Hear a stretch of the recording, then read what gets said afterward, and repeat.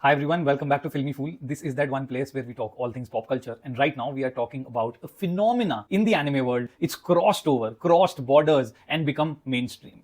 Everybody is feeling the heat from Demon Slayer Infinity Castle. 最終局面という言葉が何度も頭をよぎる。 I have a controversial statement to make. It is not a phenomenal film in my view. I do not think it was a film that was well put together, and I'm going to talk about the reasons why. One bigger than most others. A single reason is big enough to really hamper the experience. Stay tuned, we're going to talk about this.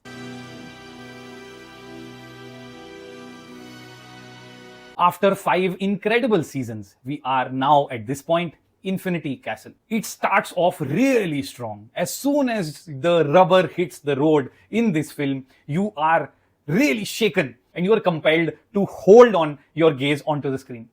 But the biggest issue I have with this film is this damn screenplay. There is no flow in this film. Every time you feel like you're watching something, a fight is flowing, a scene is flowing, a story is flowing, and it cuts abruptly. The way the fights have been written in the past, one after the other, there is a mini crescendo in the fight when a hero is trying to outmaneuver the villain. And then when it fails, there is a pocket or a window where the team inserts a backstory or a learning from the past. In this case, those pockets have been written really badly. 久しぶりだな。善逸。 In case in point, the peak Demon Slayer for me has been Entertainment District. The last few episodes of that is unbelievable, relentless, both from storytelling, from animation, from background score, everything. It is phenomenal. And the way that fight is written, the way that fight is constructed, the screenplay of that, you have mini crescendos. You are so involved, engrossed in the fight. And then there is a logical dip within that storytelling where they insert a backstory or a learning. Eventually, it gets on to the point where the mega crescendo happens. And after that, once that mega crescendo is achieved, is when the backstory of the two demons comes in. In Demon Slayer Infinity Castle, the fights are going on, and as the flow begins to dial up, there is a cut, and at times there is an alternate story where something else is happening and suddenly you are left wanting. いい夜だね。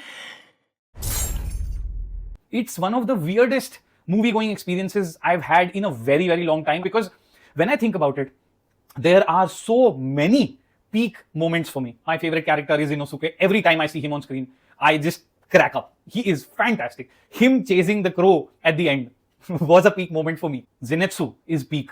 The entire fight with Tanjiro, the entire transparent world setup is peak. It's beautifully written. And yet, there are so many points where I just felt disconnected because I was wanting something more from the story that was being told, and suddenly I'm jumped to something else. Or I was wanting something more to go on this fight, and I have been pushed back into a backstory. I understand that the backstory is important. It just needed to be written. The pocket, the window within the fight needed to be slightly more well entrenched, that you have space to squeeze in this backstory. It gets to a point where Akaza's backstory just becomes a drag. It is stretched to the point of me and a few others around me scratching their heads, feeling like, understood, we got it. We got it, bro. He was not a bad guy. Like a lot of other demons, he had a shitty life. We understood that and we were seeing it coming. It's been on the cards. さあ、始めようか。宴の時間だ。 The other highlight in this film is the background score that outdoes every damn season of Demon Slayer, because this is cinematic, this is high adrenaline, this is beautiful. It just complements the fights, and with each fight you have different scores and different vibe. That's the beauty of the score. And then the haunting piece for the entire Infinity Castle every time that expanse is shown.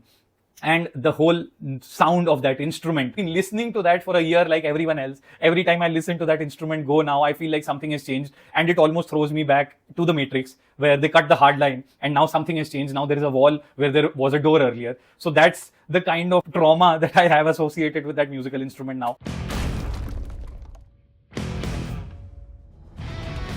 Overall, this is a decent film with some patchy screenplay, incredible peak moments. I cannot wait for it to come to OTT so that I can fast forward to those moments and relive those moments, because those moments I want to watch again and again and again. That's how much I loved those moments. But between those moments, the portions felt a mix of empty, badly placed, and sometimes just plain unwanted. I also feel like it was written from the point of view of somebody coming in without having watched any of the 5 seasons and sitting into the cinema and not having an issue with not following the story. So there are so many points where it's just spoon fed. For all the people who watch these seasons, and some of them have watched it multiple times, you do not need to spoon feed. You're spoiling it for the core audience. That's my view. I know a large part of the world feels differently, but this is what I feel. This is that one place where we talk unfiltered, unbiased movie reviews and recommendations. So I'm going to continue to do that. If you like this, if you associate with this, please do spread the word. Like, share, subscribe, let your friends know. This is me, FilmyFool, signing off this time around with a slightly heavy heart because I was expecting a lot from Infinity Castle. It did have peak moments, but not a great film overall. Until next time, take care. Bye-bye.